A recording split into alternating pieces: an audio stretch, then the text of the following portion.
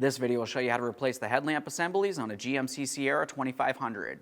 You'll have two of these, one along each side of the front of your vehicle. Let's get into it. Okay friend, let's get started on our job. Along the front of the engine compartment, we're going to remove our plastic trim panel. This is held in place with several plastic push pins. To remove your push pins, we're going to carefully start removing the center to unlock them, and then you should be able to remove the outer portion as well. For this, I'm just using a trim tool. You can also use a flat blade screwdriver if necessary. Now this one did come apart. That's okay. Just going to push it back together, but we're leaving it in the unlocked position. A thorough inspection of all hardware as we continue on, and we'll replace things as necessary.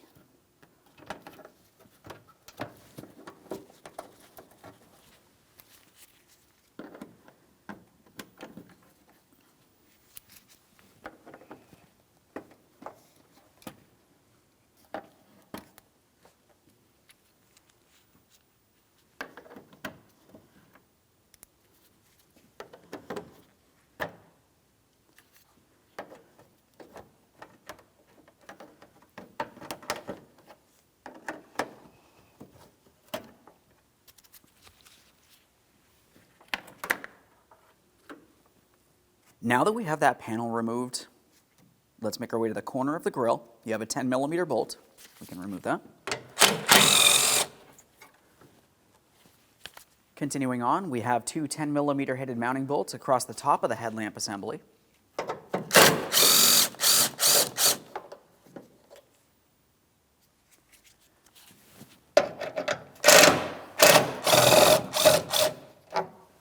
Now that I have that out of there, I'm just going to start it back in a couple threads.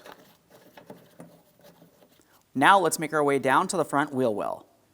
Now as you make your way into that front wheel well, we're paying attention to the bumper fascia. We want to start removing the hardware. Typically there will be two Phillips head screws here. Looks as though one of them's missing down here. The hardware has been replaced on the upper one. I'm using an 8mm.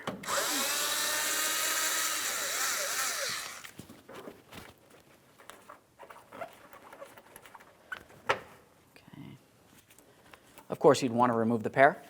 Once you have removed those, you're going to take hold of this area. We're going to carefully start pulling it away from the fender and away from the headlamp assembly.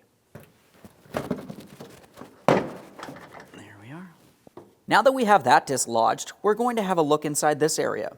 This is where we can see our third mounting bolt for this headlamp assembly. Now a note about this, we only need to loosen it enough that we can slide the headlamp assembly out once we fully remove that bolt that we left in a couple threads.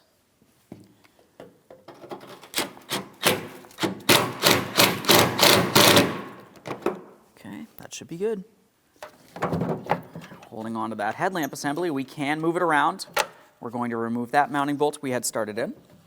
Now we're just going to start pivoting this, carefully pulling it out of position. Keep in mind you do have your wiring harness along the back side. Now as we pull this away, we're focusing on the lower wiring harness here. Now this should be attached right along there, and pull it right out of place. Go ahead and give that a spin. We can see our locking tab here. Squeeze on that, pull it apart. A quick inspection for corrosion, of course. This looks good. There it is, friend. Prior to installing our headlamp assembly, let's make sure we clean and inspect the mounting areas.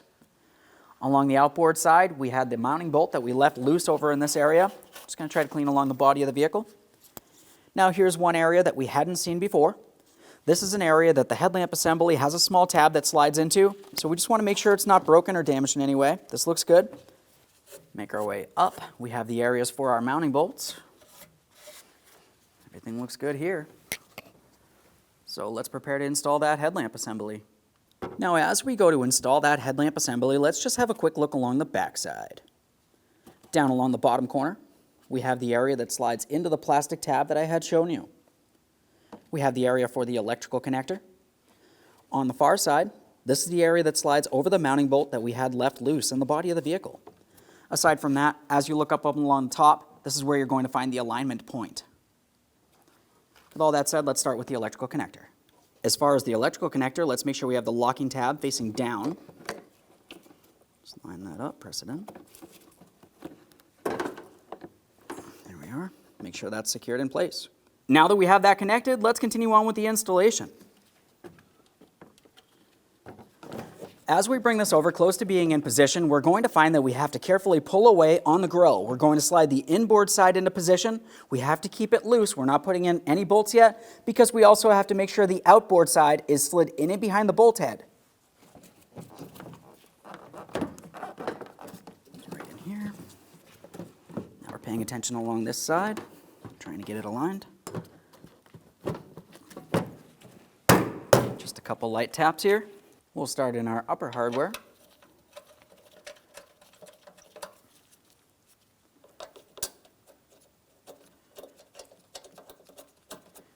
Now that I have both pieces of upper hardware started in, we're going to tighten all three pieces of hardware, the two up here and the one on the side.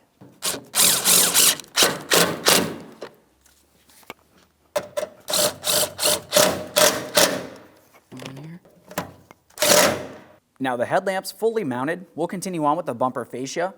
One quick note about this, if you were to look along the bottom of the headlamp assembly, you're going to find that there's a groove for the bumper cover to slide into, so we have to carefully stretch this, pull it up and into the proper groove, just like this. We'll make our way all the way across the fender next, make sure everything's aligned, and tap it into the proper placement.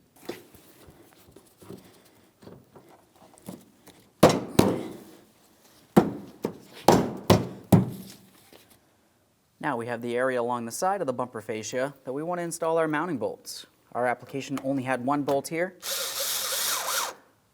sure that's tight. Of course, you would want to install the other bolt in this area as well. We'll reinstall the bolt for our front grille next. I've applied some copper anti-seize. We'll make sure we have this pressed rearward towards the engine. Double check to make sure it's secured in place. Let's get our plastic panel in place. When we bring this in position, we need to align all of our push pin ports. Once you have it in the proper placement, continue on with your push pins. When you go to install these, we need to have them in the unlocked position, so the center is pulled up. Drive them into position with the outer portion and lock them in with the center. Repeat the process for all down the line.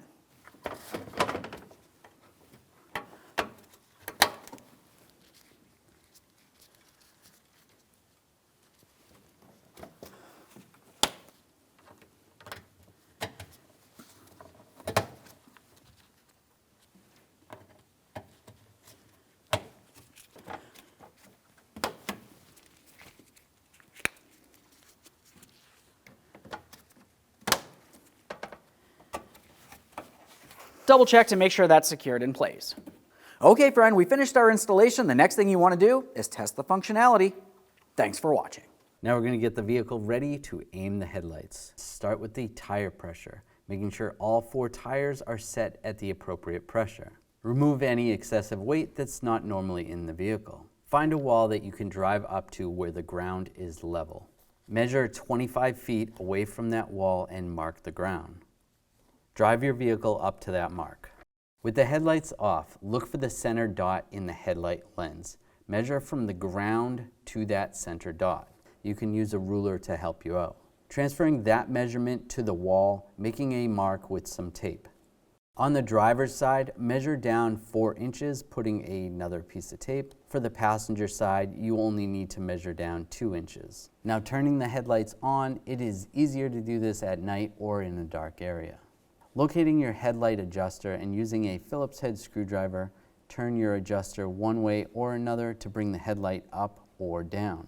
Once the headlight is adjusted to the tape mark on the wall, move on to the next headlight. If you're confused because the beams seem to blend together, you can always have someone stand in front of the other headlight while you make your adjustments for that one. Now your headlights are aligned and you're all set to go.